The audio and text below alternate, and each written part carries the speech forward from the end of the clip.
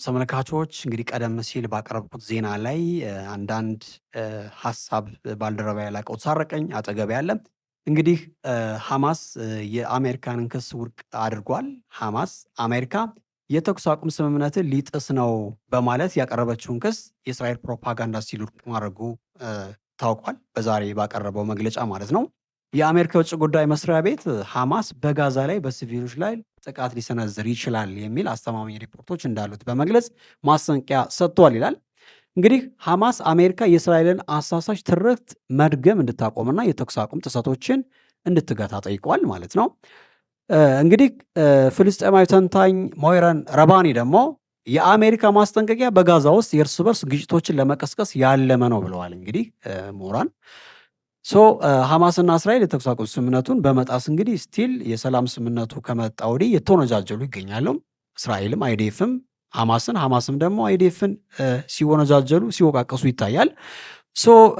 የጋዛ መንግስት ሚዲያ ደግሞ አንድ ያወጣው አስደንጋጭ ሪፖርት አለ። እንግዲህ ስምምነቱን ከተፈራረሙ በኋላ ወይም የተኩስ አቁሙ ከተጀመረ በኋላ 50 የሚጠጉ የእስራኤል ጥሰቶችን አስመዝግቧል። እንደሚታወቀው 38 ፍልስጤማውያን ሞተዋል፣ እንዲሁም 143 ሰዎች ደግሞ ቆስለዋል ይላል። በጣም አስደንጋጭ ነው። እንግዲህ ያስቡት። እንግዲህ እስራኤል በተጨማሪ የረፋሃን ድንበር መሻገሪያ ባለመክፈትም የተኩስ አቁም ስምምነትን ጥሳለች ተብሏል። ይህም እንግዲህ ዓለም አቀፍ ሚዲያ እየዘገቡት ነው። ሌላው ደግሞ የፍልስጤም ብሔራዊ ምክር ቤት ፕሬዚዳንት ምን አለ? የተኩስ አቁም ስምምነቱን ለማስጠበቅ በጋዛ ዓለም አቀፍ ኃይል እንዲሰማራ ጥሪ አቅርበዋል። ይሄ እንግዲህ የሚያሳየው ምንድን ነው? ፍልስጤማውያን ወይም ደግሞ ሐማስ ምን ያክል ለሰላም ስምምነቱ ፍቃደኛ እንደሆነ የሚያሳዩ ነገሮች ይመስሉኛል እየወጡ ያሉት ሪፖርቶች። እንግዲህ በዚህ ላይ ባልደረባ የላቀው ታረቀኝ ምን ሀሳብ አለው የሚለውን እስኪ ከሱ አንደበት ደግሞ ከቀረበው ሪፖርት። እኔ ግን ያው ስለ ሐማስና ስለ አይዲኤፍ ወይም ደግሞ ስለ እስራኤል ዲፌንስ ፎርስ ወይም የእስራኤል ፖለቲሻኖች የሚያካሂዱት ጦርነት ያው ዓለምን ቀልብ ስለገዛና የተለያዩ በዓለም ላይ ያሉ ምሁራኖች በተለያዩ ሰዎች እንዲሁ ሰብአዊነት የሚሰማቸው ሰዎች የዚህ ጉዳይ በጣም ከባድ ከመሆኑ አንጻር የአሜሪካን ፕሬዚዳንት ያው ልዕለ ኃያል የምትባለው ሀገር አሜሪካ ስለሆነች እነ ትራምፕን 2-3 ጊዜ ብዙ ጊዜ ሊያስተኛቸው ባለመቻሉ ወይም ይህ ሀሳብ ሊያስተኛቸውም ጀስት እንዴት አድርገን እንቋቸው የዚህን ጉዳይ እንዴት አድርገን እንቋቸው ስላሉ ወደ ስምምነት እንዲመጡ ተደርጓል። አንደኛው በምዕራባውያን ዘንድ ያሉ ምሁራንም እንደ ሲቪክ ሶሳይቲ የሚባሉትም ይህን የፍልስጤምን ሕዝብ ጉዳት እያዩት ነው። የእስራኤልን ጉዳይ የሚያዩት ነው። ጀስት አሁን በፍልስጤምና በጋዛ ውስጥ በጋዛ ውስጥ እየተካሄደ ያለው ስምምነት ምን መሆን አለበት ለሚለው አሜሪካ 20 የነጥቦችን የአቋም መግለጫ ነጥቦችን በስምምነቱ ውስጥ አስቀምጣለች። የመጀመሪያው ጋዛን ሙሉ በሙሉ ጸጥታ የሰፈነበት ማድረግ ነው። ማንም ቢሆን ማንም ሰው ማንም ቢሆን የተለያየ ማህበረሰብ ጎረቤትም ቢሆን ጸጥ ያለ ማህበረሰብ ይፈጠር ወይም ጸጥታ ማስፈን ብለዋል። አሁን ይሄ አሜሪካ እነ ትራምፕ የተስማሙበት ሀሳብ ነው። ወይም ደግሞ ከትራምፕ ጋር ያሉ ሌሎችም ሀገሮች ከኢሮፕም ከመካከለኛው ምስራቅም ያሉ ሀገሮች የተስማሙበት ነጥብ አሜሪካን ጨምሮ ማለት ነው። ሁለተኛው ሀሳብ ምን ይገልጻል? ሁለተኛው ሀሳብ ላይ ምንድን ነው የገለጹት? ጋዛ ዊል ቢ ሪዲቨሎፕድ፣ ጋዛ ዲቨሎፕ መደረግ አለበት። ንብረቶች ወድመዋል። ሪቢውልድ ማለት ነው። በቃ በጣም ብዙ ኢንፍራስትራክቸሮች ወድመዋል። ሰዎችም ሙተዋል። ጋዛ ምስቅልቅል የወጣባት ቦታ ነች። አሁን የጋዛ ከተማ ነች። ያው ጋዛ እንደምናውቀው ወይም እንደምናየው እሱን መመለስ እያሉ ነው ተባብረው እንግዲህ ከአሜሪካም ከምዕራቡ ዓለምም ከአረቦቹም ዘንድ ተደርጎ ይመስለኛል ጋዛን መመለስ ወይም ጋዛን መልሶ የማልማት። ሶስተኛው ነጥብ ይህን የሰላም ስምምነት ፕሮፖዛል ያጸደቁት ሀገራት ምንድነው ይህም ፕሮፖዛል ሐማስም አይዲኤፍም ወይም ደግሞ የእስራኤል ፖለቲሻኖቹ ሊስማሙበት የሚችሉትን ፕሮፖዛል ትራምፕ ሲይዙ ምንድን ያሉት ሁለቱም ኃይሎች የእስራኤል ኃይሎችም ሆኑ የሐማስ ኃይል በሀሳቡ ከተስማሙ የእስራኤል ኃይል ወይም የእስራኤል ወታደር የሚባለው ነው በተስማሙባቸው እነዚህ መስመሮች የግዛት መስመሮች የአቅም ነጥቦች የሚባሉት አግሪድ አፖን ላይንስ የሚባሉት መስመሮቹ ምንድናቸው?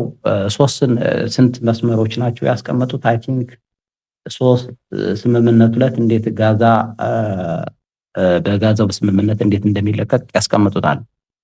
እሱም ምንድነው? ሬድ ላይን አለ፣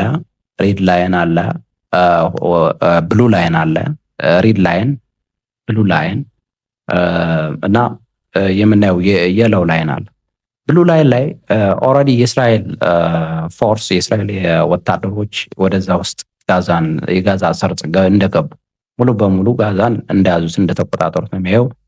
እሱን ማፈግፈግ እንዳለባቸው ከብሉ ላይን ወይም ደግሞ ከዚህ ሰማዩ ላይ ይናገራሉ። እሱ እዛ ላይ መልቀቅ እንዳለባቸው ነው አሁን ከተስማሙ በሰነዱ ያን እንደሚለቁ ማለት ነው።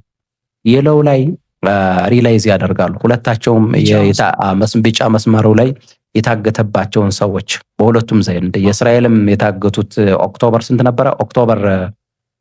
ኦክቶበር 7 ነው። ስንት ነው? ኦክቶበር 7 መሰለኝ በፈረንጆች። እሱም ባለ ኦክቶበር ላይ ብቻ ኦክቶበር ላይ ሐማስ አግቶ የወሰዳቸውን የእስራኤል ታጋቾች ማስመለስ ነው ከተስማሙ በፕሮፖዛሉ። እሱ ተመልሰዋል። ግማሾቹ የሞቱትንም ጨምሮ እስራኤል ይመለስልኝ እነሱ ሆስቴጆች እያለች ነው። ከዛ በኋላ ሬድ ላይኑ ላይ ጀስት የዚህ የዓለም አቀፍ ወታደሮች የሚባሉት ወይም ደግሞ ኢንተርናሽናል ስታቢላይዜሽን ፎርስ የሚባሉት ኃይሎች ከዛ ላይ እንደሚገቡ ነው የሚያሳየው። ሐማስም ጥይት ሌላው የአቋም መግለጫ ያየነው ሐማስ ጥይት እንዳይዝ የሚል አሁን አለመግባባት መወነጃጀሎች በሐማስና በእስራኤል አሜሪካም የሚታየው በእኔ እይታም እዚህ አቋም መግለጫ ላይ የምነሱ ከ20 ነጥብ ላይ ካወጡት ላይ ሐማስ ምንም አይነት መሳሪያ መያዝ የለበትም ነው እያሉ ያሉት። እነሱ ምን አይነት አገር ነው መሆን ያለባት ብለው ያስባሉ እነሱ ይመስለኛል እንደ ሉዘምበርግና እንደነ ጀርመን እንደ ኦስትሪያና እንደ ጀርመን አይነት ሀገር ሊያረጓት እንፈልገው ሊሆን ይችላል። አይ ዶንት ኖ። ግን ሐማስ ምንም አይነት ጥይት መያዝ የለበትም። አይዲኤፍ ደግሞ ማፈግፈግ አለበት ነው የሚሉት። ሐማስ ደግሞ ምንም አይነት ጥይት አልዝም አይደለም የሚለው፣ ጋራንቲ የለኝም ነው የሚለው። ሐማስ ጋራንቲ የለኝም፣ ሰው ጋራንቲ የለውም ብሎ ያስባል ሐማስ። እነሱ ደግሞ ሐማስ ጥይቱን ያስረክብ፣ ከዛ በኋላ መንገዶች ይከፈቱ። አሁን ያለ ማን ነበር ይሄ እስራኤል የዘጋቸው ምንድን ነበር ይሄ መንገዱ? አረፋን የአረፋን ብለው ማንኛውም በፍልስጤምና በእስራኤል ያሉ ወይም ደግሞ በጋዛና በእስራኤል ያሉ መንገዶች ይከፈታሉ ሐማስ ጥይት ካስረከበ በኋላ ነው የሚሉት። ሐማስ ግን ለምሳሌ ሐማስ ጸጥ ብሎ ለመኖር ወይም ደግሞ አካባቢው ጸጥ ለማለት የግድ አንድ ማህበረሰብ ሊጣላም ጀስት የቤተሰብም ሊኖር ይችላል። እሱን ለማስታረቅ የጸጥታ ኃይል ማዋቀር አለበት። የጋዛ መንግስት ወይም የጋዛ አስተዳደር የህዝብ ተወካይ አስተዳደር ለመምጣት የግድ የራሳቸውን የጸጥታ ኃይል ማቋቋም አለባቸው። እንዴት? ከሐማስ ጋርም ሊመክሩ ይችላሉ። የኔ ሐሳብ እይታ ነው።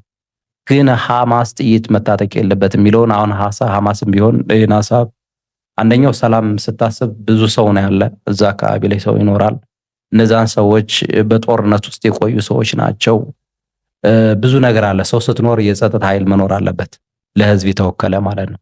አሁን እሱ እንዴት ይዋቀራል? አሁን የዓለም አቀፉ ጦር ከመግባቱ በፊት ለምሳሌ ገብቶ የእስራኤል ወታደር ካፈገፈገ በኋላ ያን መስመር ይይዛል። ሙሉ በሙሉ የእስራኤል ወታደር ከጋዛ ይለቃል አይነት ነገር ነው በእነዚህ ስምምነቶች በ20ዎቹ ስምምነቶች መሰረት ማለት። ስለዚህ እንደዛ ለማድረግ አንደኛው ሐማስ ጥይት ይዞ የማይሰጥበት ሁኔታ ሊኖሩ ይችላሉ። እንደዚህ አይነት ነገሮች ሊኖሩ ይችላሉ። ሰው ለሰው ሊጣላም ይችላል። ከጦርነት የቆየ ሰው ነው። ብዙ ነገሮች ሊሆኑ ይችላሉ። ጸጥታ ማስፈን አለበት። ጸጥታ ዝም ብሎ አይመጣም። እንደገና ደግሞ ይሄ ኢንተርናሽናል የሚባለው ፎርስ ኢንተርናሽናል ስታቢላይዜሽን ፎርስ ነው የሚባለው የሚገባው ዓለም አቀፍ የጸጥታ ኃይል እንደማለት ነው። ይሄ የተዋቀረ የጸጥታ ኃይል ነው። ይሄ የእነሱን የውስጥ ጉዳይ ላይ ይችላል። የእነሱን ጉዳይ የውስጥ ጉዳይ የሐማስን ሐማስ ሊያውቅ ይችላል። የእስራኤልንም አይዲኤፍ ሊያውቅ ይችላል። የእስራኤል ፖለቲሻኖች ሊያውቁ ይችላሉ። በዚህ ውስጥ ግን ሐማስ የነበር ሰው ሊኖር ይችላል። ሐማስ የነበር ሰው አንድ የፍልስጤም ወይም ደግሞ የጋዛ ሰው ሊሆን ይችላል። አትሆን አይባልም፣ ሊሆን ይችላል። እና አሁን ግራ የሚያጋባው እዚህ ላይ ነው። ኮንትሮቨርሲው የሚፈጠረው እዚህ ላይ ነው። አይዲኤፍ የሚፈጥረው ኮንትሮቨርሲ ይኖራል፣ ሐማስ የሚፈጥረው ኮንትሮቨርሲ ይኖራል በስምምነቱ ውስጥ ማለት ነው። ግን ሜኒሊ የትራምፕ እይታ ይመስለኛል፣ የኔም እይታ እኔም እንዳነበብኩት እንደተረዳሁት ጀስት እንደ ሉዘምበርግ እና እንደነዚህ ጀርመን ውስጥ እንዳሉ እንደነ ኦስትሪያ አይነት ሀገሮች ማድረግ ይፈልጉ ይመስለኛል። ሐማስ በጣም ፕሮቮክ የሚያደርገውን ትሪገር የሚያደርጋቸውን ኢቨንቶች ቢያንስ በውስጣዊ አንድነት ውስጥ በፍልስጤም ህዝብ ውስጥ ወይም ደግሞ በጋዛ ህዝብ ውስጥ አንድነት ሆስታይል እንዲሆኑ የሚፈልግ ይመስለኛል። አለመግባባቶች ይኖራሉ። ህዝብ ውስጥ አለመግባባት ስለሚኖር ማህበረሰብ ሰፊ ህዝብ ስለሆነ ማለት ነው። ህዝብ ውስጥ ሰፊ ነገሮች ስላሉ አንድ ሰው አይደለም አንድ ቤተሰብ ለመምራት የተለያዩ ሰዎች ሊጣሉብ ይችላሉ ከአንድ ቤተሰብ ውስጥ ማለት ነው። የሁላችንም መግባባት ስለሚላል እና እንደዛ ነገሮች ይኖራሉ። ምናልባት አሁን እኔ እንደማስበው እንትና ትራምፕ የመጣበት ሐሳብ ደስ ይለኛል። እኔ ትራምፕ ለዚህ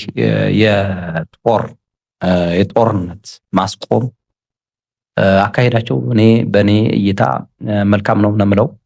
ሐማስን በመልካም ሁኔታ ያየ ይመስለኛል። ግን አንዳንድ ኮንትሮቨርስ በእነሱ ውስጥ ሊኖር ይችላል። በእነሱ ውስጥ እስራኤሎችም ፈጥረው ሊሆን ይችላሉ፣ አሜሪካኖችም ፈጠሩት ልንል ይችላለን። እርስ በርስ ብቻ አንዱ መወነጃጀል ሊኖር ይችላል። ነገር ግን ሐማስ ሆስታይል ሆኖ ፒስ መፍጠር ያለበትን ራሱ ላይ ራሱ ማምጣት አለበት። እንዴት? ለማህበረሰብ ጉዳይ መስጠት አለበት። ለፍልስጤም ህዝብ እየተደበደበ ላለው ግን እዚህ ላይ ላቀው ታረቀኝ ዋናው ሐሳብ ምን አለ መሰለ፣ አሁን አሜሪካ ይህን የሰላም ስምምነት ላውንች ስታረግ ጋዛ በዘላቂነት ጋዛውያን ወደ ቀያቸው እንዲመለሱ ስቴብል የሆነ ኢንቫይሮንመንት እንዲፈጠር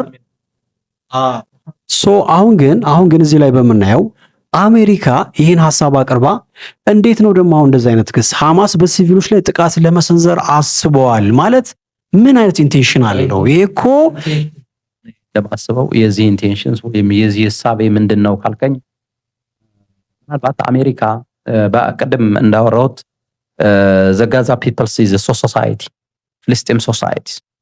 This society is just to make hostile, to make peace, to make an idea. ሐሳብ ለመውሰድ ለምሳሌ በጦርነት ውስጥ ስትኖር አንዱን መገፋፋት ሊኖር ይችላል። ራብ አለ፣ ቀምቶ መበላላት ሊኖር ይችላል፣ ቀምቶ መብላትም ሊኖር ይችላል። በአሰቃቂ በምስቅልቅል ህይወት ውስጥ ቂም መያያዝ ሊኖር ይችላል። እሱን አሁን የነሱን ይህን ሆስታይልና ፒስ መፍጠር የሚችሉት ራሳቸው ናቸው። ለፍልስጤም ሰዎች ወይም ደግሞ ለጋዛ ሰዎች የጋዛ ታላላቅ አባቶች ሊኖሩ ይችላሉ፣ የተማሩም ሰዎች ሊኖሩ ይችላሉ፣ የምሁራንም ሊኖሩ ይችላሉ። ለነሱ ለምሳሌ የዓለም ምሁራን እየጮኸላቸው ነው። የዓለም ምሁራን ለፍልስጤም ህዝብ እየጮኸ ነው። የዓለም ምሁራን ድሮ ለአይሁዶች ጮኋል። በናዚ ዘመን ወይም ደግሞ ዋይመር ፓርቲ የናዚ ፓርቲ አይሁዶችን በሚጨፈጨፍበት ዘመን ማለት ነው። አሁን ዓለም ለፍልስጤሞች እየጮኸች ነው። በምዕራባውያንም ብትሄድ በአረቡ ዓለም ብትሄድ በአሜሪካ በአሜሪካ ውስጥ ብትሄድ ምሁራኖችና አንዳንድ ሶሳይቲዎች ለፍልስጤሞች እየጮኹ ነው። እናቶች፣ ህፃናቶች የተለያዩ ቦምባርድመንትስ ወይም ደግሞ የህንፃዎች መፈራካከስ፣ የሰዎቹ መዳረሻ ማጣት ዓለምን እያሳሰበው ነው። ምስቅልቅሉ ዓለምን ይሄ ዝም ብለን በቨርቹዋል የምናየው ሆሪፋይድ የሆነ ፊልም አይነት ነገር እስኪመስል በትክክል እየሆነ ስለሆነ አሁን ጀስተስ ፎር ፓለስታይን እያለ ነው ሰው አይደለም የዓለም ህዝብ ራሱ አይሁዶቹም ራሱ አንዳንድ አይሁዶች ይህን ሀሳብ የሚደግፉ አሉ። እንዴት ዋይ ኖት ዊ ሜክ ጀስት ፒስ ኤንድ hostile environments to these surroundings. We wanna be exceptionals to some politicians ማለት ነው። ከአንዳንድ ፖለቲሻኖች የፖለቲሻን ፍላጎቶች ማለት ነው። ስለዚህ መሆን ያለበት ተብሎ የሚታሰበው ልክ አሁን እንዳልኩት አይነት ሀገሮች እንደ ኢሮፓ ሀገሮች መፍጠር ይችላል። አንደኛው ትሪገርስ የሚያደርገው ሐማስን ትሪገር የሚያደርገው ወይም ደግሞ ወደ ማጥቃት፣ ወደ ማጋት፣ ወደ ተኩስ የሚያስኬዱ ነገሮች ምንድን ናቸው? ሁለተኛው አይዲኤፍን ወደዛ የሚያስኬደው አይዲኤፍ ደግሞ ሄዶ ወደዛ ትሪገር የሚያደርገው አይዲኤፍን ወይም የእስራኤል ዲፌንስ ፎርስ ምንድን ነው? እንዴትስ ሁለቱን ህዝቦች ማስማማት አልተቻለም? በፒስ አይኖሩም። ጀስት ላንዱ እኮ በቂያቸው ነው ለሁለቱም ማለት ነው። አሁን አላስማማቸው ያለ ፖለቲሻኖች ናቸው። ፖለቲሻኖች የኤሪየር ፓላስታይንስ ፖለቲሽንስ እንደ ሳም እስራኤሊ ፖለቲሽንስ የሚያዩበትና ትርክት ህዝቡ ላይ በጣም ትርክ ሰፍቶ እየመጣ እያጨረሳቸው ነው የምናየው። አንደኛው እስራኤል የምትከተለው ፖሊሲ ዓለም አሁን ተገደብ እያለ ነው። ዓለም ነው እያለ ያለው። ይህ ማለት አይሁድን መጥላት አይደለም ማለት ሶቆቃው፣ ግድያው ምናምን ሐማስም ትክክል ይሰራል ማለት አይቻልም። ሐማስም በራሱ የሚያግታቸውን ሰዎች አግቶ ሊወስድ ይችላል። የግድ ጦርነት ሲኖር ልትተጋገጥ ይችላል። ግድያዎች ሊኖሩ ይችላሉ። ዋሬቨር ሲቹዌሽንስ በርደንስ ኦር ሶሳይቲ ያለ ክሪሲስ ይመጣል። ግን የሚያስማማው እንደ ኢሮፕ አይነት ሀገር ሊፈጥሩ ይመስልኛል። ትራምፕ ያሰበው እንደ ኢሮፕ አይነት ሀገርን ክሬት ለማድረግ ይመስለኛል። ለጋዛ ህዝብም፣ ለመላው የጋዛ ህዝብም፣ ለእስራኤል ህዝቦችም ለአይሁዶቹ ማለት ነው የሚያስማማ ኤንቫይሮንመንት መፍጠር ነው። ግን በኔ እይታ ብዬ ማስበው እስራኤል የምታሰፍረውን ካሁን በኋላ የሰፈራ ፕሮግራም ልታቆም ይገባታል ብዬ አስባለሁ። ዓለምም ይሄን ነው እያለ ያለው ባይዶንቹ ኦር ሂውማኒቲን በማሰብ ሁሉም ለአንድ ለፍልስጤሞችም ለአይሁዶችም ሁሉም ቤተሰባማ ህዝቦች ስለነበሩ ተስማምተው የሚችሉበትን ነገር አይሁድም መብቱ ተጠብቆለት ፍልስጤም አረቦችም መብታቸው ተጠብቆላቸው ዓለም ላይ መኖር አለባቸው። ግሎብስ ማለት ነው፣ ሰዎች ናቸው። ጀስት ፖለቲካል ልዩነት ሊኖር ይችላል። ፖለቲካ ይቃይራል። ነገ አንዱ ይመጣል፣ ናትናዎት ይሄዳል፣ መሐመድ አባስ ይሄዳል፣ የሆነ ሰዓት ላይ የሆነ ይመጣል። ስለዚህ ይህ አይነት ነገር ጀስት የሐማስና የእስራኤል ጉዳይ ዓለም ፊቱን ስለዞረበት ወይም ደግሞ የተለያዩ ነገሮች እየተነሱ ስለሆነ በእነዚህ በነ እንግሊዝ፣ በነ ፈረንሳይ፣ በነ ስፔን፣ በነ ብራዚል፣ በነ አሜሪካ እያየን ነው። ሰዎች ሰልፍ ያደርጋሉ፣ የተለያዩ ነገሮች ይነሳሉ እና ጀስት ስልጠን ያለ ፖለቲካም የጋዛ ሰው ሊያመጣ ይችላል። ምናልባት ችግሩን የጋዛ ህዝብ ስለቀመሰ ማለት ነው። ማህበራት ነው የሌሉት። የጋዛ ህዝብ ማህበራት የሉትም። ሲቪክ ቨርቹ የሚባሉት እነዚህ ማህበረሰብ ሊያቋቋም የሚችሉት ወይም ደግሞ አንድን ህዝብ እንዲኖር እንዲረዳዳ። አሁን መከራ ካላግባባህ ምንም ሊያግባባህ አይችልም። መከራ ሊያግባባህ ይችላል። መከራ ነው ሊያግባባህ የሚችለው አንድ ሰው። ተቋማት እንዲኖራቸው ነው ማድረግ ያለባቸው ራሳቸው የፍልስጤሞቹ። ያን ማለት ተቋማት አላቸው ማለት ሌሎችን ይምቱ ማለት አይደለም። ቢያንስ ግን ተቻችሎ መኖር እንደ ሰው ኤግዚስት ማድረግ እና አሁን ሐማስ እንግዲህ ሐማስ እንትኑን የመፈለገ ይመስለኛል ስምምነቱን። ግን እንዴት ጥይት ያወርዳል ነው እሱ ነው ችግሩ። ደግሞ ዋይ ኖት አይዲኤፍ ኢዝ ካቺንግ አን አርተሪ ማሽንስ ሃው ለምሳሌ ይሄ ነው አሁን ሁለቱን የሚያወነጃጅላቸው። ሐማስን የሚያወነጃጅለው የአይዲኤፍን የሚያወነጃጅለው። አሁን የፖለቲካ ልዩነት የፖለቲካ መለያየት ሊኖር ይችላል። ፖለቲካል ዲፈረንስ ሊኖር ይችላል ምናልባት። ስለዚህ ይህን ፖለቲካል ዲፈረንስ ለማግባባት የሚሻለው ሰለጠን ያለ ፖለቲካ አያመጡም። ለምሳሌ ፍልስጤም ሰው ስልጠን ያለ ፖለቲካ አመጣም ልል አልችልም። ያመጡ ይችላሉ። ጅስትም የሚያግባባ ተቻችለው የሚኖሩ አይነት ህዝቦች ሁለገብ ፖለቲካ መፍጠር ይቻላል። ተስማምተው የሚኖርበትን ከመጨጨራረስ ከመገዳደል አንዱን አጥፍቶ አንደኛውን ከመተካት ጀስት ሆስታይል ኤንቫይሮንመንት ስፒስ ኤንቫይሮንመንት ጀስት ቅድም እንዳልኩት እንደነ ሉዘምበርግ እና እንደነ ጀርመን እንደነ ኦስትሪያ እና እንደነ ጀርመን ለምሳሌ ሪፐብሊክን አንድን ሀገር አጥፍተህ ሌላ ሀገርን መፍጠር ሌላ ሪፐብሊክን መፍጠር ሊቻል ሊሆን ይችላል። ግን እሱ አስቸጋሪ ነው። ህዝቡ ካላመነበት ዓለም ካላመነበት ማይቻል። ምክንያቱም ዋይመር ፓርቲን ማየት በቂ ነው። የናዚውን ፓርቲ ማየት ኦስትሪያ የቡልፊዥዝም የምትባል አንዲት ጀርመን ሰፍ አድርጎ ኦስትሪያን አጠቃሉ ቡልፊዥዝም የምትባል ሀገር ለመፍጠር ጀስት በጀርመን ውስጥ ያሉ ተጨቋኝ ህዝቦችን የሂትለር ንጉስ ወይም እድለኛው መሪ ማለት ነው ብዙ ነገሮች አድርጓል። አይሁዶች ላይ ደግሞ ለይቶ ፓርቲኩላር የተወሰነ ነገር በድሏቸዋል። ይህን አይሁዶቹም የተማሩት አይሁዶችም የራሳቸው ያውቃሉ። ጀስት ዜይ ናው ኢት። አሁንም የተማሩ አይሁዶች እርግጠኛ ነኝ ፍልስጤም ላይ ጄኖሳይድ ወይም ደግሞ ዘር ማጥፋት እየተካሄደ አይደለም አይሉም።